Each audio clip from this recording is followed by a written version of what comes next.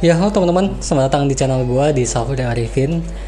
Udah lama banget nih gue nggak buat video. Terakhir gue buat video itu 1 bulan yang lalu. Itu pun cuman video pendek doang, 1 menit. Dan sebelumnya udah nggak buat video selama 1 tahun. Tapi gue punya goals nih di tahun ini. Gue mau ngebangin YouTube gue. Dan semoga gue bisa konsisten upload konten video YouTube. Seenggaknya 1 video setiap minggu. Tapi ya kalau lebih sering ya lebih bagus gitu kan ya. Nah, di video kali ini gue akan kasih tahu kalian, atau gue akan sharing ke kalian 3 tips buat kalian yang ingin mulai konten di tahun 2022. Oke, kita mulai.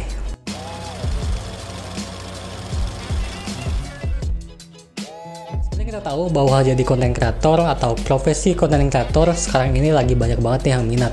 Apalagi semenjak pandemi kemarin. Banyak banget kreator baru yang bermunculan, termasuk gue. Jadi gue awal konten itu tahun 2020. Waktu itu lagi kuliah online dan mungkin lagi musim-musimnya WFH dan banyak waktu luang, sehingga gue putuskan untuk konten. Dan gue putuskan untuk konten di Instagram.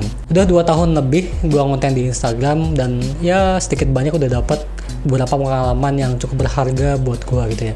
Mulai dari jenuhnya, pusingnya, enaknya, serunya, dan lain-lain. Dan dari konten juga memberikan beberapa benefit atau keuntungan buat gue sendiri.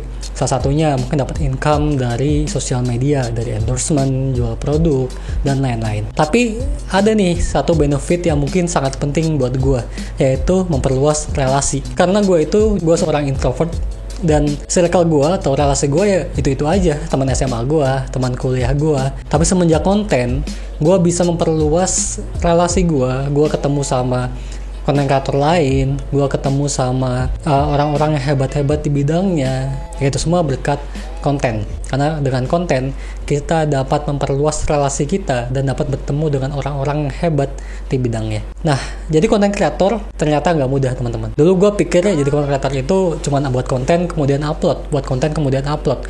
Tapi ternyata nggak semudah itu. Ada banyak hal yang harus gue perhatikan, apalagi ketika baru mulai. Gue harus cari cara gimana sih caranya biar konten gue dapat menemukan audiens ya, bagaimana caranya konten gue dapat disebarluaskan oleh algoritma Instagram. Dan itu cukup menguras tenaga dan pikiran ya teman-teman, karena nggak mudah, apalagi ketika lo baru mulai konten di Instagram. Nah, buat lo yang ingin mulai jadi konten kreator, gue ada 3 tips nih buat lo yang ingin mulai. Karena langkah pertama atau langkah awal ini menjadi langkah yang cukup berat buat kita, dan gue juga rasakan di tahun 2020, dimana emang untuk memulai itu agak berat.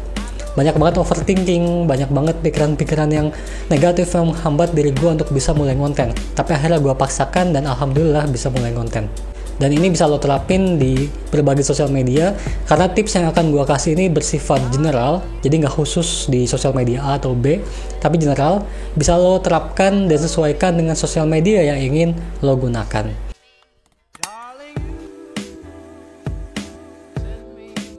Tips yang pertama adalah tentukan topik yang ingin lo bahas. Dan ini penting banget nih, karena hampir semua hal bisa kita jadikan konten gitu. Tapi kan nggak mungkin kita ngebahas atau ngebuat konten ngebahas semua hal. Nantinya capek sendiri kitanya. Dan audiens pun bingung, ini lo tuh bahas apa sih?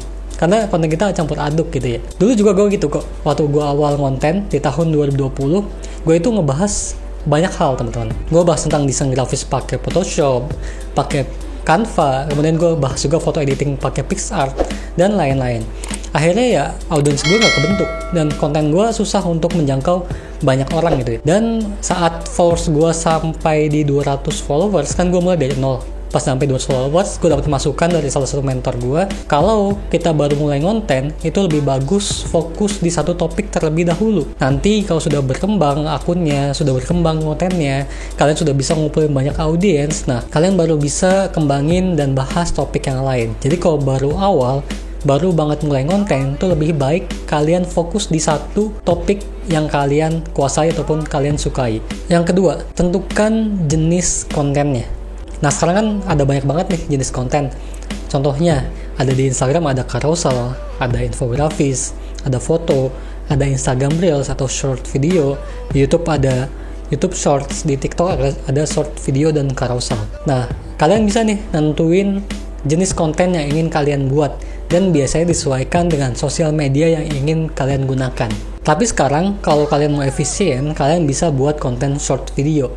Karena konten ini bisa kalian upload di 3 platform yang berbeda. Dan ini cukup efisien banget. Tapi tentunya membuat konten short video ini nggak mudah ya teman-teman. Karena ada banyak aspek yang harus kalian perhatikan. Mulai dari pengambilan videonya, lightingnya, audionya, editingnya, dan lain-lain. Dan ini butuh banget namanya upgrade skill tentang videografi. Mungkin kalian bisa belajar dengan beli course tentang videografi ataupun belajar dari sosial media. Dan yang ketiga, mulai aja dulu. Dan ini yang terpenting teman-teman. Kenapa?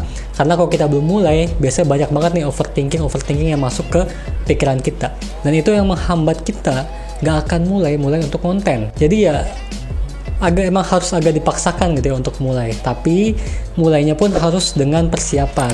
Tadi tentukan topiknya dulu, tentukan jenis konten dan sosial medianya, baru kalian bisa mulai. Walaupun mungkin kontennya masih kurang bagus gitu ya, nggak apa-apa. Tadi sambil kalian mulai, sambil jalan, sambil kalian perbaiki.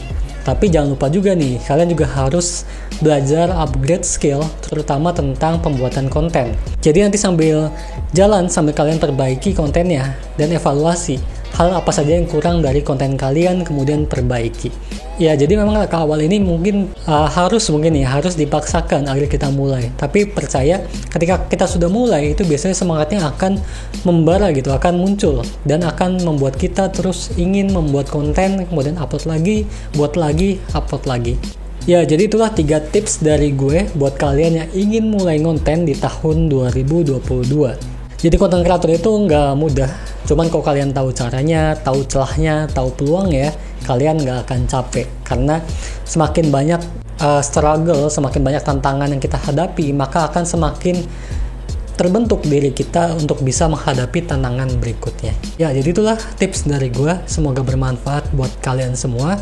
Belum ada kata terlambat untuk mulai.